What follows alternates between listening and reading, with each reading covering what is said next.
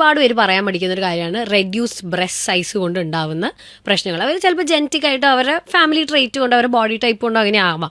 പക്ഷെ ഒത്തിരി പേർക്ക് അതിന് ഒത്തിരി കോൺഫിഡൻസ് ഇഷ്യൂസും മെൻ്റൽ ഹെൽത്ത് ഇഷ്യൂസും ഫേസ് ചെയ്യുന്നവരുണ്ട്. അപ്പോൾ അതിനൊക്കെ എന്താണ് സാർ ഒരു സൊല്യൂഷൻ? നമ്മൾ പലപ്പോഴും they reach the wrong hands. കറക്റ്റായിട്ടൊരു സയൻറ്റിഫിക് സൊല്യൂഷനിലേക്കല്ല എത്താറ്.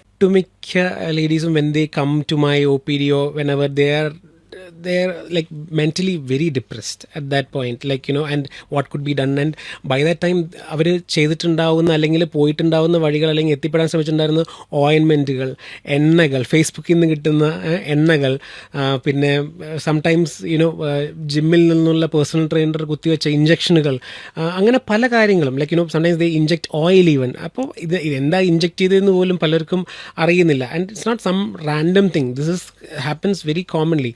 ഇവരാണെന്നുണ്ടെങ്കിൽ പാഡഡ് ബ്രാസും കാര്യങ്ങളൊക്കെ ഉപയോഗിച്ചിട്ടാണ് ജീവിതകാലം മുഴുവൻ ലൈക്ക് പാഡഡ് ബ്രായും കാര്യങ്ങളൊക്കെ ഉപയോഗിച്ചിട്ട്. അപ്പോൾ ഇതിൻ്റെ ആക്ച്വൽ സയൻറ്റിഫിക് ആയിട്ടുള്ള ഒരു സൊല്യൂഷൻ എന്ന് പറഞ്ഞു കഴിഞ്ഞാൽ breast enlargement surgery, silicone implants അല്ലെങ്കിൽ നമ്മുടെ സ്വന്തം ഫാറ്റ് വെച്ചിട്ട് ബ്രസ്റ്റിനെ എൻലാർജ് ചെയ്യുക എന്നുള്ളതാണ്. നല്ലൊരു കോൺടൂറും നല്ലൊരു ഷേപ്പും കിട്ടാനായിട്ട് ബ്രസ്റ്റ് ഇംപ്ലാന്റ്സ് ആണ് ഏറ്റവും നല്ല. ചെറിയ ഒരു എലിവേഷൻ, ചെറിയൊരു പ്രൊജക്ഷൻ മാത്രമാണെന്നുണ്ടെങ്കിൽ ബ്രസ്റ്റിലോട്ട് ഫാറ്റ് ഗ്രാഫ്റ്റിംഗ് മാത്രം ചെയ്താൽ മതി.